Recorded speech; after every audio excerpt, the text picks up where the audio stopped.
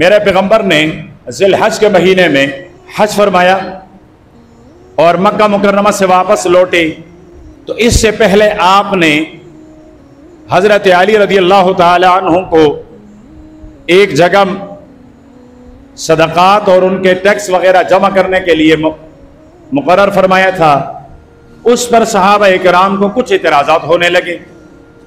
صحابہ کے دل میں حضرت علی کے بارے میں کچھ باتیں پیدا ہونے لگی۔ تو اللہ کے پیارے پیغمبر حج سے فارغ ہو کر واپس آ رہے ہیں، تو غدیر ایک جگہ ہے، وہاں پر پیارے پیغمبر نے پڑاؤ ڈالا اور پھر صحابہ سے فرمایا میں تمہاری طرح انسان ہوں، جس طرح تمہارے پاس موت کا فرشتہ آتا ہے، ہو سکتا ہے رب کا دعوت میری طرف بھی آئے اور میں رب کی دعوت کو قبول کر لوں، تو میں تمہارے درمیان دو چیزیں چھوڑ کے جا رہا ہوں۔ بہت سارے کتاب نے، حدیث کی کتاب نے، بہت سارے صحابہ نے حدیث نقل کی ہیں، میں اعتماد کر رہا ہوں امام مسلم رحمۃ اللہ علیہ کی روایت کردہ حدیث پر، جو سند کے لحاظ سے صحیح ترین ہے۔ اللہ کے پیارے پیغمبر نے ارشاد فرمایا ترکت فیکم ثقلین، میں دو وزنی باری چیزیں تمہارے درمیان چھوڑ کے جا رہا ہوں، ان میں سے ایک کتاب اللہ، فرمائے ایک اللہ کی کتاب ہے، اور دوسرے نمبر پر فرمایا وہ سنتی، ایک دوسری میری سنت ہے۔ جبکہ دوسرے صحابہ اور دوسرے احادیث کی کتب میں جو روایت ہیں، فرمایا دو چیزیں تمہارے درمیان چھوڑ کے جا رہا ہوں، ایک اللہ کا کتاب ہے اور ایک میرے اہل بیت ہے۔ اور پھر ارشاد فرمایا کہ تم میں سے جو مجھ سے محبت رکھے گا وہ میرے علی سے بھی محبت رکھے گا، اور فرمایا کہ جو میرے علی سے دشمنی رکھے وہ مجھ سے بھی دشمنی رکھے گا۔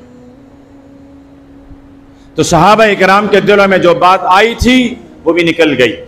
کہ جب یہ اللہ پاک کے محبوب ہیں تو ہمارے بھی محبوب ہیں، جب اللہ کے نبی کی اس سے محبت ہے تو ہماری بھی اس سے محبت ہے۔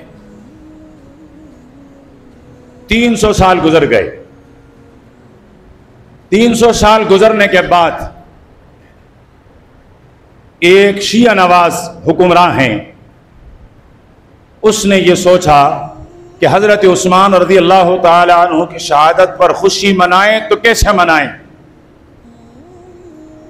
تو انہوں نے طریقہ اختیار کیا کہ جی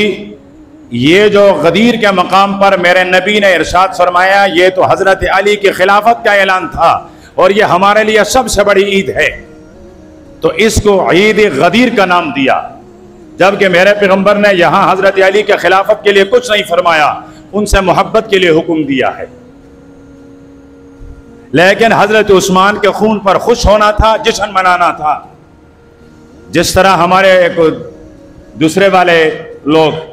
وہ میرے پیغمبر کے میلاد پر نہیں بلکہ ان کے وفات پر جشن مناتے ہیں اور بانا بناتے ہیں میلاد کا، تو یہاں حضرت عثمان کی شہادت پر جشن منانا تھا، تو بہانہ بنایا کس کا؟ حضرت علی رضی اللہ تعالیٰ عنہ کی خلافت کا، حالانکہ خلافت کا کوئی اعلان نہیں ہوا۔ تو 18 ذی الحج حضرت عثمان کی شہادت کا دن ہے اور ان کے ہاں سب سے بڑے عید کا دن ہے۔ اس سے اندازہ لگایا جاتا ہے عثمان تو نے میرے پیغمبر کے دین کی کیا خدمت کی ہے، کیا پروان چڑھایا ہے تو نے اسلام کو، ورنہ یہ آج تک تیرے نام سے خار نہ کاتے، آج تک تیرے موت پر، تیرے شہادت پر جشن نہ مناتے۔ تو عید غدیر حقیقت میں حضرت عثمان رضی اللہ تعالیٰ عنہ کی شہادت پر جشن منانا ہے، خوشی منانی ہے، جس طرح 22 رجب کو حضرت امیر معاویہ رضی اللہ تعالیٰ عنہ کی وفات پر کنڈوں کا نام دے کر جشن منایا جاتا ہے، اسی طرح یہاں بھی عید غدیر کا نام دے کر حضرت عثمان رضی اللہ تعالیٰ عنہ کی شہادت پر جشن منایا جاتا ہے۔ ان کے جشن منانے سے، ان کے کچھ کہنے سے حضرت عثمان کی شان میں کوئی کمی نہیں آئے گی۔ وہ بخشا بخشایا، وہ کل بھی جنتی، وہ آج بھی جنتی، وہ آئندہ بھی جنتی، وہ تو جنت میں پہنچ چکا ہے۔ ہم حضرت عثمان کی سیرت کو بیان کرتے ہیں اس وجہ سے کہ وہ تو ہے ہی جنتی، شاید اس مناسبت سے اللہ پاک ہمیں بھی اپنے رحم و کرم کا مستحق بنائے۔ تو اللہ پاک ہمیں حضرت عثمان رضی اللہ تعالیٰ عنہ کی سیرت اپنانے، اس پر چلنے کی توفیق عطا فرمائے۔ وآخر دعوانا الحمدللہ رب العالمین۔